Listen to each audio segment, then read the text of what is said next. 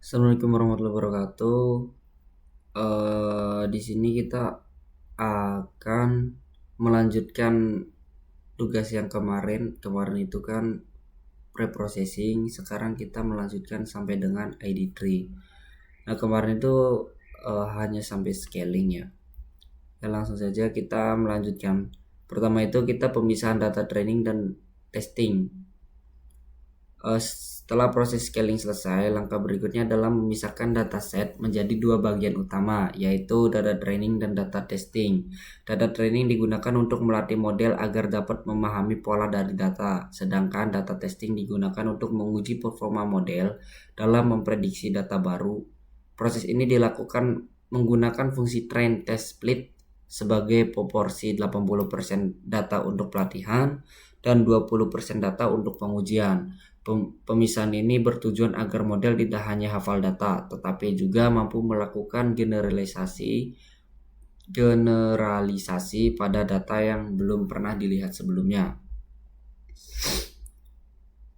Dan ini adalah kodenya. Ini adalah output dari kodenya.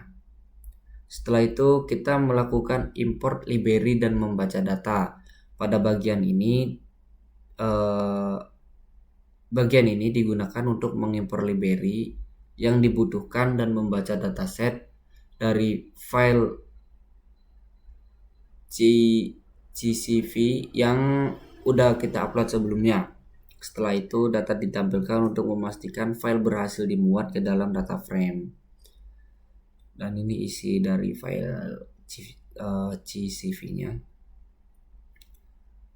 Terus kita membuat fungsi untuk menghitung entropi dan information gain.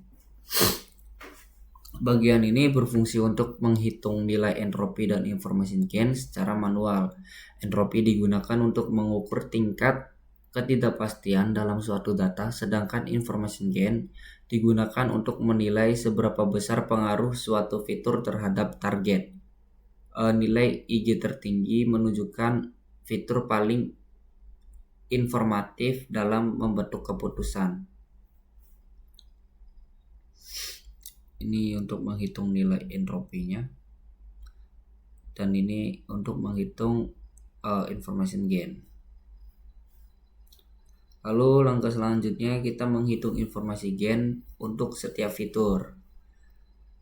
Bagian ini digunakan untuk menghitung nilai informasi gain dari setiap fitur atau kolom pada dataset terhadap target development next month. Hasil perhitungan disusun dalam bentuk tabel agar mudah dianalisis. Fitur dengan nilai informasi gain paling tinggi adalah fitur yang paling berpengaruh dalam menentukan apakah seseorang akan melakukan default pembayaran atau tidak. Ini adalah fungsi info gain versi lebih cepat. Nah, ini adalah output dari fitur informasi gain ya.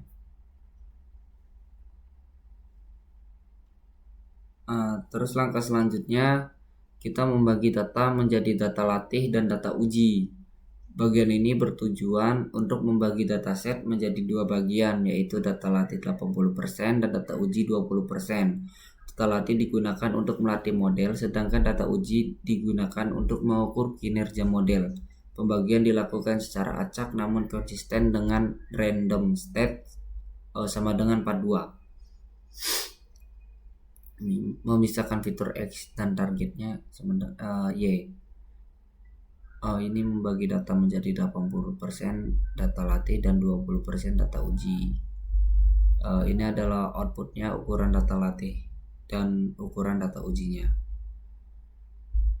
Terus kita lanjut untuk membangun pohon keputusan atau decision tree menggunakan algoritma ID tree.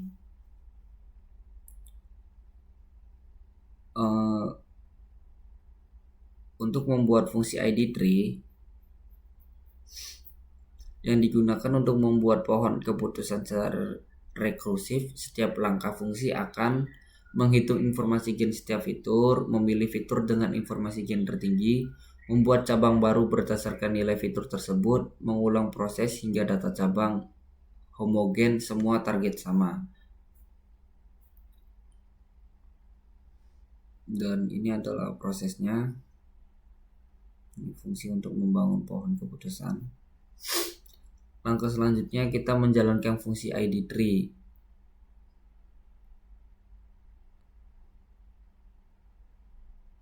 Pada bagian ini kita membangun model pohon keputusan menggunakan algoritma ID tree dengan bantuan library scikit-learn. Algoritma ini menggunakan entropi sebagai dasar perhitungan pemilihan atribut terbaik, yaitu atribut dengan nilai informasi gen tertinggi pada setiap percabangan. Proses pelatihan model dilakukan menggunakan dataset yang telah diproses sebelumnya. Jadi yang di kode ini kita kan melatih dataset. Kita memproses dataset tersebut. Lalu untuk bagian yang kode ini kita menjalankan atau membuat model pohonnya. Ini adalah kodenya dan ini adalah outputnya. Outputnya seperti ini.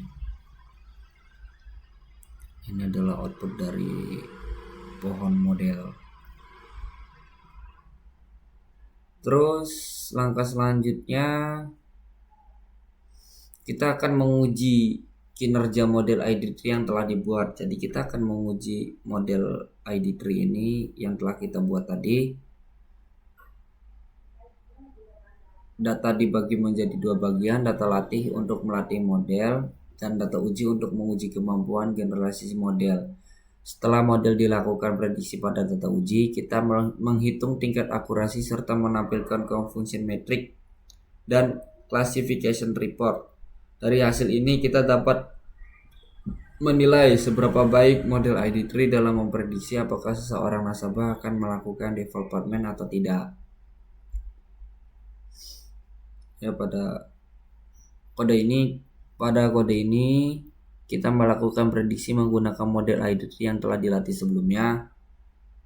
Terus dataset dibagi menjadi data latih dan data uji untuk mengevaluasi performa model secara objektif. Terus kita membagi data menjadi 80% untuk pelatihan dan 20% untuk pengujian. Terus kita melatih ulang model ID tree dengan data latih, lalu melakukan prediksi pada data uji. Selanjutnya kita menghitung tingkat akurasi model ID tree. Di sini kita menghitung akurasinya untuk menunjukkan seberapa sering model memprediksi dengan benar dibandingkan total prediksi yang dilakukan. Dan akurasi model ID tree-nya hasilnya seperti ini outputnya. Lalu setelah itu, selain akurasi, kita juga akan menampilkan confusion metric dan classification report. Confusion metric membantu melihat detail prediksi benar atau salah untuk setiap kelas. Classification report menunjukkan metrik evaluasi lain seperti precision, recall, dan advanced scores. Dan ini adalah kode untuk confusion metric. Lalu ini adalah kode untuk classification report. Dan ini adalah outputnya. Mungkin cukup sekian dari saya. Wassalamualaikum warahmatullahi wabarakatuh.